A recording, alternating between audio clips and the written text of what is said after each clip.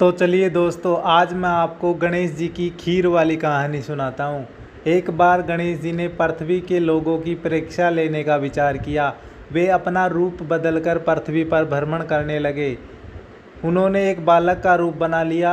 एक हाथ में एक चम्मच में दूध ले लिया और दूसरे हाथ में एक चुटकी चावल ले लिए और गली गली घूमने लगे और साथ ही साथ आवाज़ भी लगाते चल रहे थे, कोई मेरे लिए खीर बना दे, कोई मेरे लिए खीर बना दे।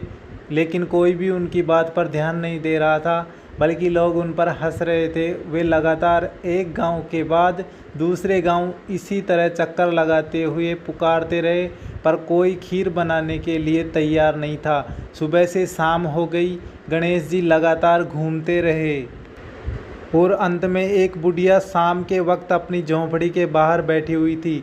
तभी गणेश जी वहाँ से पुकारते हुए निकले कि कोई मेरे लिए खीर बना दे, कोई मेरे लिए खीर बना दे।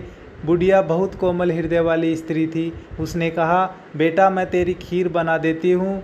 गणेश जी ने कहा, माई अपने घर में से दूध और चावल लेने के लिए बर्तन ले आओ। बुढ़िया एक कटोरी लेकर जब झोंपड़ी से बाहर आई तो गणेश जी ने कहा, मैया अपने घर का सबसे बड़ा बर्तन लेकर आओ।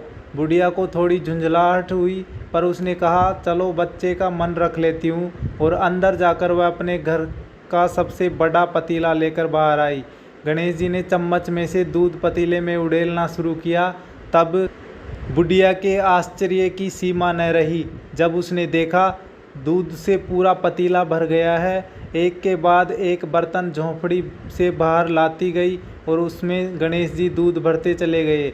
इस तरह से घर के सारे बर्तन दूध से लबालब भर गए।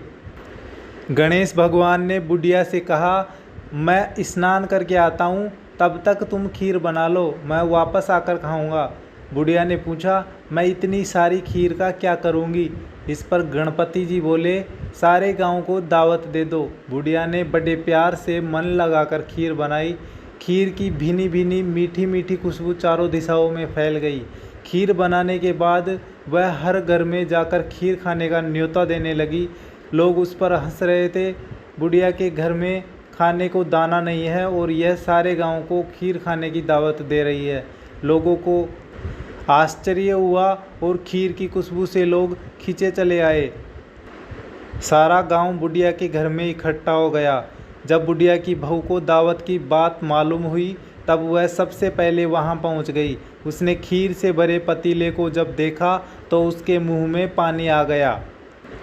उसे बड़ी जोर से भूख लगी हुई थी। उसने एक कटोरी में खीर निकाली और दरवाजे के पीछे बैठकर खाने की तैयारी करने लगी। इसी बीच एक छींटा गिर गया और गणपति जी को भूख लग गया और वो प्रसन्न हो गए। अब पूरे गांव को खाने की दावत देकर बुढ़िया वापस अपने घर आई तो उसने देखा बालक वापस आ गया था। बुढ़िया ने कहा, बेटा खीर तैयार है, भूख लगा लो। गणपति जी बोले, माँ भूख तो लग चुका है, मेरा पेट पूरी तरह से भर गया है, मैं तृप्त हूँ, अब तू खा ले, अपने परिवार और गांव वालों को खिला ले। बुढ़िया ने कहा, यह तो बहुत ज़्यादा है, सबका पेट भर जाएगा, इसके बाद भी यह बच जाएगी, उस बची खीर का मैं क्या करूँगी?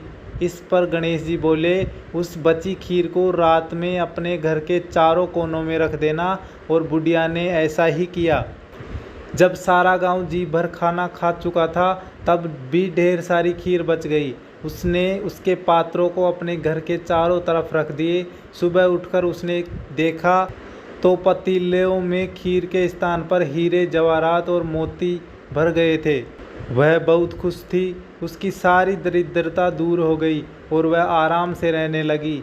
उसने गणपति जी का एक भव्य मंदिर बनवाया और साथ में एक बड़ा सा तालाब भी खुदवाया। इस तरह उसका नाम दूर दूर तक प्रसिद्ध हो गया। उस जगह वार्षिक मेले लगने लगे। लोग गणेश जी की कृपा प्राप्त करने के लिए उस स्थान पर पूजा करने के लिए आने लगे। गणेश जी की सभी मनोकामनाएं पूरी करने लगे।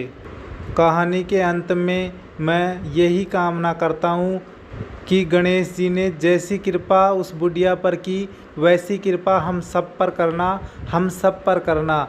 ओम गंगणपते नमः। जय श्री गणेश, जय कार्तिकेय।